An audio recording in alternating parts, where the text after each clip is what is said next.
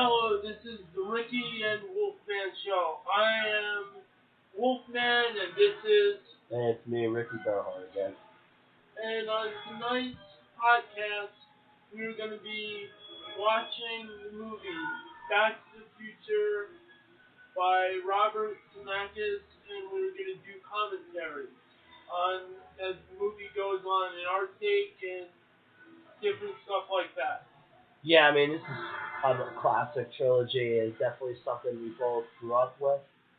I remember watching Back to the Future, like, a lot when I was a kid. Especially when I was in middle school. For some reason, it seemed like it was always on TV.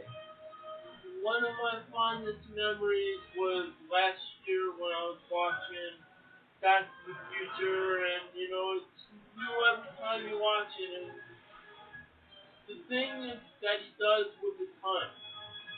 And it's very interesting. And during the movie, discuss about time travel, how you gotta set the clock, that you'll see the clock is 1 minute behind or 1 minute ahead or something like that. Something that they discussed in Bill and Ted's Excellent Adventure, but it's very interesting how they discuss about the time. So, shall we get into this? Yes, we shall. There it is.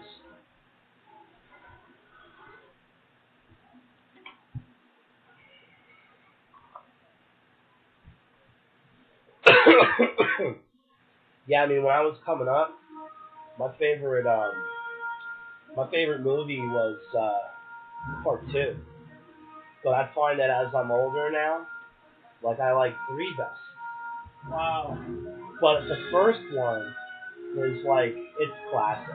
The first one, I agree, is classic, and we're definitely going to get through all 3 of them as we do these podcasts, but my favorite scene in one was, it had to be the time travel scene where the classic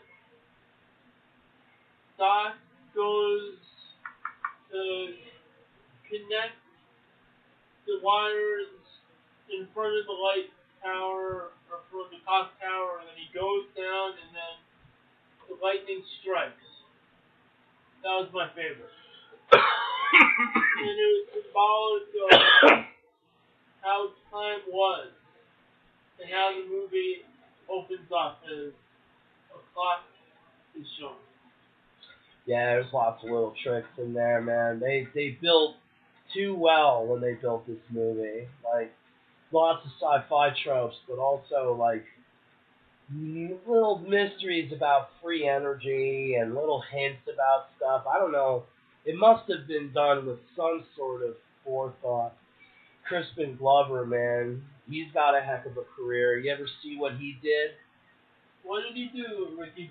There's this movie called What Is It? Or something. It's like really bizarre, and he refuses to put it on DVD. Like, what does that even mean? It's funny as you mentioned, because they mentioned that the Brown Mansion was destroyed. It's just simple things like that you don't notice, but as the movie plays out, you remember what happens and what takes place. It's interesting. Yeah. Like a little hint into the Doc's life in the beginning of the movie. Sorry, folks, I'm getting over being sick. Seasonal allergies. Plutonium theft. I think if they made this movie today, it'd be considered anti-Islamic for whatever reason. Well, it's interesting. This is 1984, 85 when this movie was happening, and that's about 33 years ago, I believe, or 34.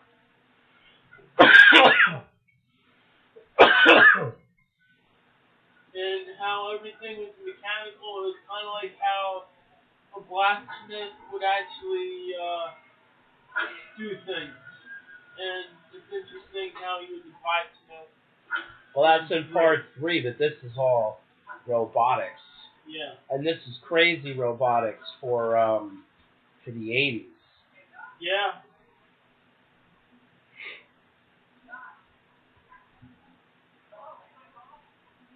Kathleen Kennedy, I just noticed that. She's the one that the internet's in an uproar about Star Wars and all that. There's so many fanboys complaining. Look at that. The skateboard and the plutonium case is a heck of a combination, wouldn't you agree? Yeah. Surprised that ain't like on the cover of a punk album somewhere. Speaks the 80s. Speaks to lots of stuff. I can dig it. He built him a super amp. Could you imagine? Yeah. That'll blow everything away. Sure will.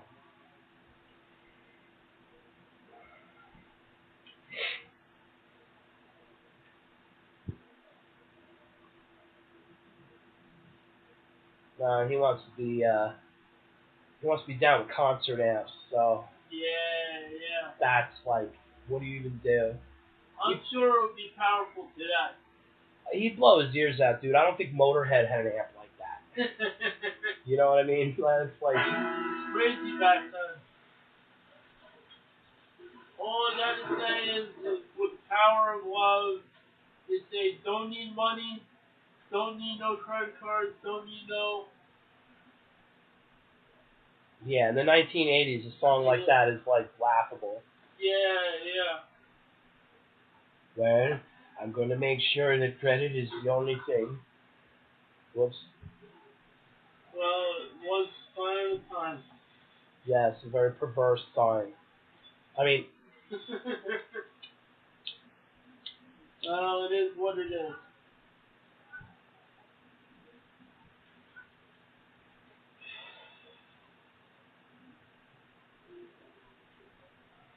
Right now, Marty is on the phone, most likely talking to his girlfriend. man, he's wandering through the doc's lab, which is like a man cave extraordinaire.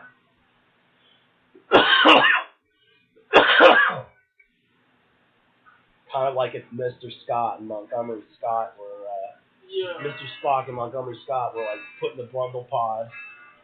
Oh, there it is. 8 o'clock. If you notice in the movie, if anyone is watching and has watched, all times are different. Very important, because each time represents something. When something slows up and something speeds up and everything else, time represents something. Time means something. Late as it is or as slow as it is. And the number of the house is 1646 for those who have watched the movie.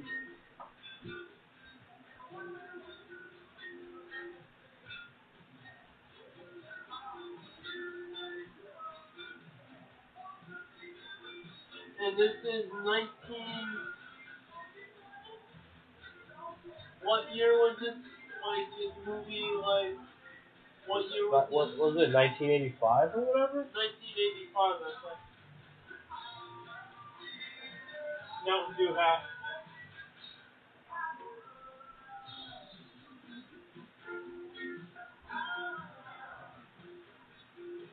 Do you notice different things as you're watching the movie and observe them?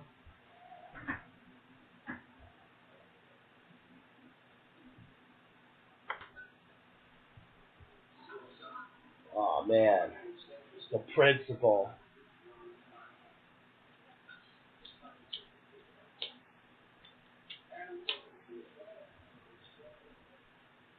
I guess they've been targeted.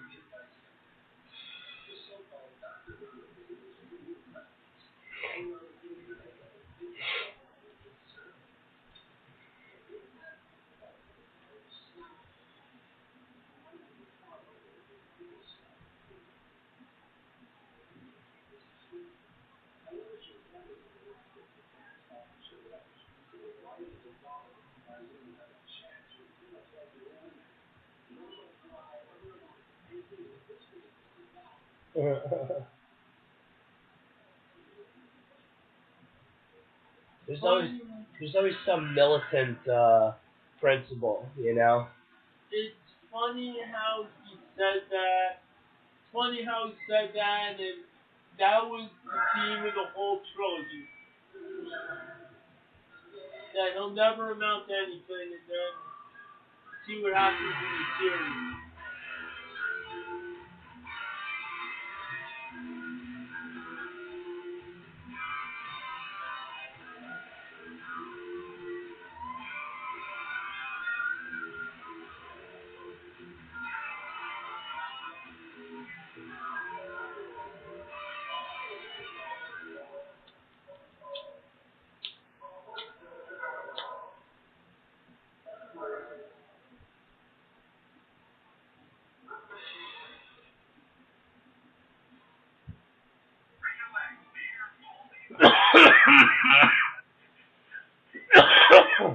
Just for those who are listening to this podcast, they had a scene where they were advertising for Mayor Wilson,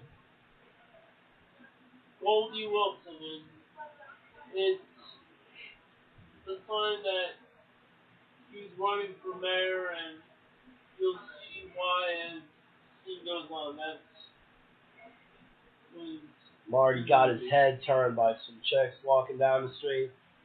See now, if he does that today, you know, how will he be perceived? What a time. See the car. You see the truck that he wants? Yeah, that's it's a dreamy truck. I wish I had a truck like that today. Yeah, I don't know. If I had a truck like that today, I'd probably sell it really quick. All I know is I'm riding an old car right now. Yes. Well, we are debt slaves after all. And it's actually 13 years after this movie, which is a time eclipse itself. Yeah, well.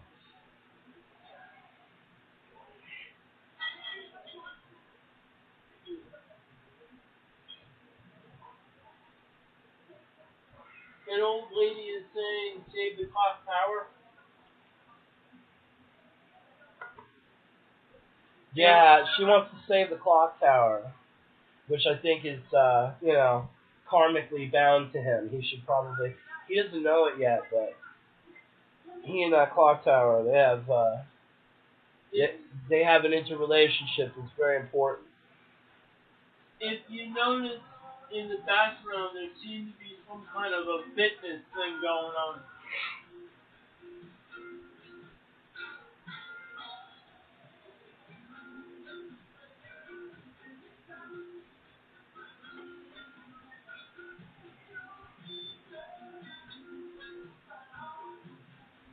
I was never into skateboards because I'm pretty graceless when it comes to equilibrium.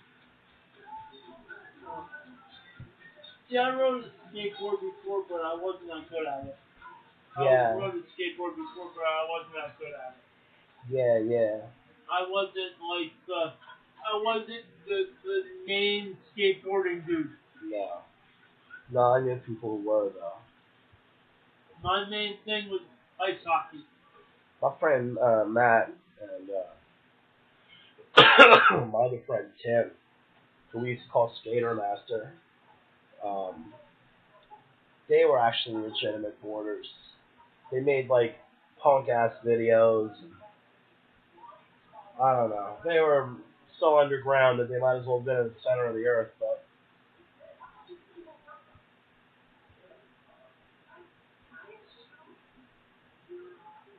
Oh man. It's Gifford Cannon. Yeah, Biff's really great. I would have definitely shattered my fist on his face a long time ago. Mr. Bearheart, this is what your new fist will look like. Complete with 3 titanium pins. Thank you very much. Oh, wow. Yeah, I mean, it's a perpetual domination scheme. It's